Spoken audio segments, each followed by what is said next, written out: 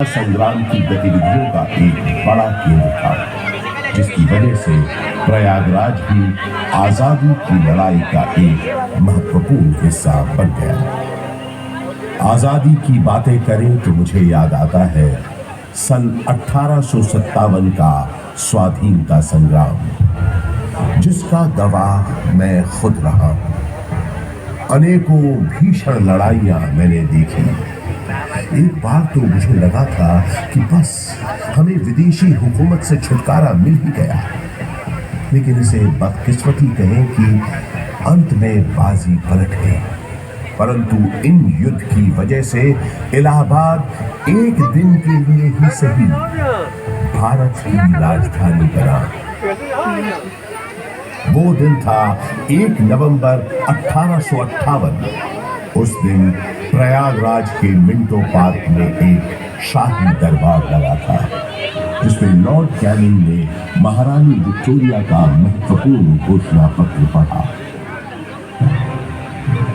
आज 1 नवंबर 1858 के दिन से हिंदुस्तान में ईस्ट इंडिया कंपनी का राज कभी होता है।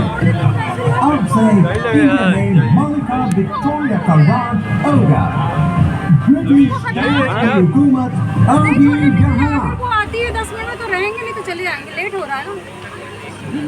उस दौर से निकलकर समय के साथ थोड़ा आगे बढ़े तो मुझे याद आता है अपने चारों ओर बाहें फैलाए ये विशाल पार्क, जिसके आंगन में खड़ा मैं आज आपको ये कहानी सुना रहा हूं। बात सन 1870 की है, जब एडिनबर्ग के ड्यूक एल्फ्रेड साहब इलाहाबाद आए थे। उन्होंने यहां आकर 133 एकड़ के इस बड़े से भूखंड पर एक विशाल पार्क का शिलान्यास किया था। उन्हीं के नाम पर तो इस पार्क का नाम पड़ा है एल्फ्रेड पार्क। ब्रितानवी हुक्मरानों ने इस पार्क के भीतर कई एक महत्वपूर्ण इमारतों का भी निर्माण करवाया। अब जैसे कि मशहूर गवर्नमेंट पब्लिक लाइब्रेरी, इलाहाबाद के उस जमाने के कमिश्नर फ्रांसिस ऑटविल ने एक लाइब्रेरी बनवाना चाहते थे, जिसके लिए उन्होंने मशहूर आर्किटेक्ट रिचर्ड रॉस्किल बेन को बुलवाया और कहा, फोटो खींचे। नहीं, हमने तुमको बोला था ना, हमको एक लाइब्रेरी बनाने का है। You remember, sir? आपने बताया था आपका डियर फ्रेंड और इलाहाबाद का एक्स कमिश्नर मिस्टर अकबर बेंस ने कानून का मेमोरी में आपको एक लाइब्रेरी बनवाना है, राइट? यस। कानून तुम एक बहुत ट्रबल टाउन प्लानिट। आधा इलाहाबाद उसी ने प्लान किया। ये लाइब्रेरी उसकी मेमोरी को ट्रिब्यूट होना चाहिए। और आप बिल्कुल बेफिक्र हैं सर। मेरे दिमाग में स्कॉटिश बैरोनियल रिवाइवल स्टाइल की एक ब्यूटीफुल बिल्डिंग का प्लान है, जो एकदम परफेक्ट होगा रिव्यू देने के लिए।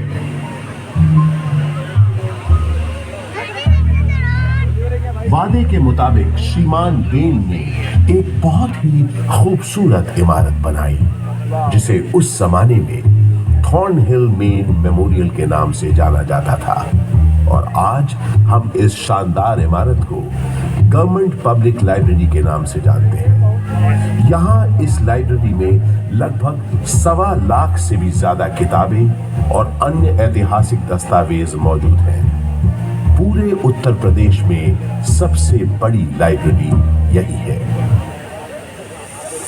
विक्टोरिया मेमोरियल कोलकाता में है, ये तो सब जानते हैं, लेकिन उससे थोड़ा छोटा मगर बेहद सुंदर विक्टोरिया मेमोरियल यहाँ प्रयागराज में भी मौजूद है।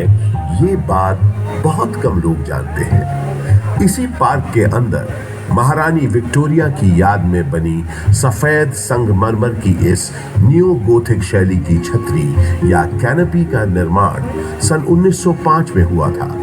और इसी कैनोपी में उनकी 7.5 फुट ऊंची मूर्ति का अनावरण अगले साल 1906 में हुआ।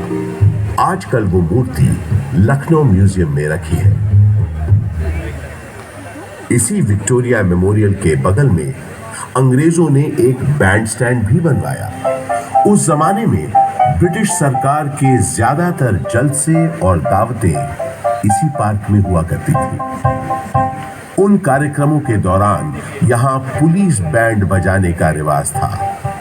इस संगीत का आनंद अंग्रेजों के साथ साथ कुछ रईस और रसूखदार इलाहाबादी भी लेते थे। ऐसा माना जाता है कि ये बैंड स्टैंड अंग्रेजों को एक बंगाली सज्जन बाबू नीलकमल मित्रा ने भेंट किया था।